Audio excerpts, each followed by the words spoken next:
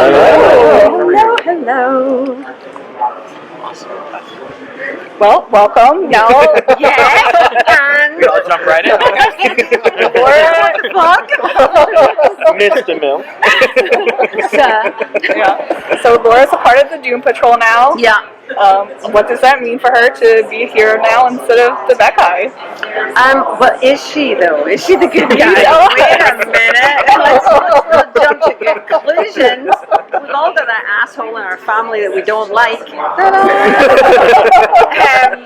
No, she's obviously in season 4. She comes back and she's now a bona fide member of the Doom Patrol, and which is wonderful. She's finally part of a family which she may have been longing for. For all of space and time. Thank you very much. So yeah, it's good. It feels good. It feels good to be in the fold. Will we see a sense of balance between what Madame Rouge thinks is best for her and what's best for the team? Will we see those two ideas conflict a lot? Good question. Yes, you will. Because at the end of the day, we're all here for ourselves, right? I mean, it's all this, altruistic stuff's all very well, but there may be a moment where, she has to choose. And that's where the challenge of her question of goodness comes about. So, very good question. But do you think that's maybe a gray area? Because very gray. You may think doing what's best for you might end up being what's best for the team, or is it just purely nefarious, knowing it could hurt the team? Yeah, I think she's swimming in the gray right now, and gray is the new black this season. There's a new series coming. Yeah. She and Rita went through a lot together last season. How is their relationship this year, and how are they recovering from those events? I think there's definitely a base level of respect for each other. I think that Madame Rouge at the beginning is still trying to curry favour with her because, she put her through a lot. We recall in season 3 it was poor old Malcolm. Didn't like him anyway. And so she's having to gain her trust, and so I think that's interesting. Watching Madame Rouge kind of to shift into another gear that isn't necessarily all powerful, but is actually looking for some acceptance. Aside from Rita, who would be a character you'd say this season that there's a real fun relationship between you and?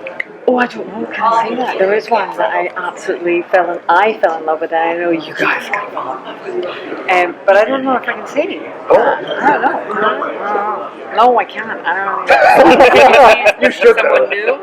It's someone new. There's a new character. Is it Casey? Oh, no.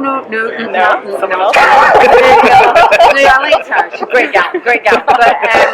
But I don't actually get to do much with that character, but there is a character that was in another season at some point. Chief. Actually, no, but that would have been good.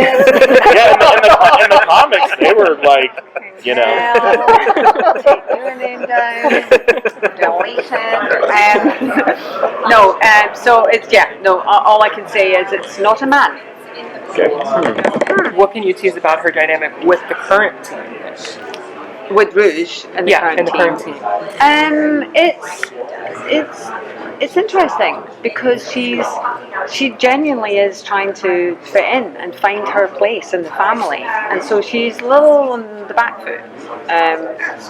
She's keen to fight for the family and do what needs to be done to keep us safe. But I love that strain this year. I think that's it's another part of the grey area that means that we're dealing with nuance of character and not generalizations. So she's not just good or bad, she's kind of like, What does Rouge's presence in Doom Patrol, what does she give to them that she thinks that they're missing? oh, good looks. Fabulous looks. Lovely turned ankle and a great jawline.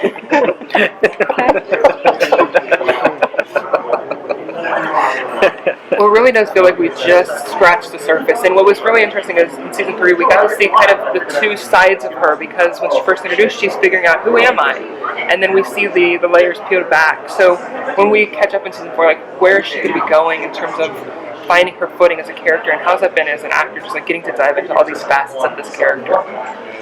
There was a point in the season that was kind of heartbreaking for her, which I didn't really realise until I was in the scene, because I generally don't prepare anything.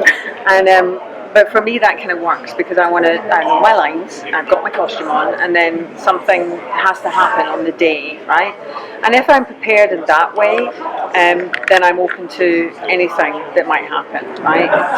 Energetically. And there was one moment where she really is faced with herself, and there's days when we all have those wake up moments to ourselves, right? And I think in that there's a moment where you choose to loathe yourself, you want to get into self-loathing, or find some empathy for yourself, find some generosity for somebody that's just, didn't know, I didn't know better, right? But that doesn't make me a bad person. And now I realise that that's not working for me, then it's a choice as to whether you continue to behave like that, or whether you acknowledge it, give yourself a break for it, and move on in a different way. So I think I got there, I think. You'll need to tell me, but I think I got there. Madame Rouge did, I didn't. I'm still work in progress. Thanks, guys. Thank you. Your Majesty.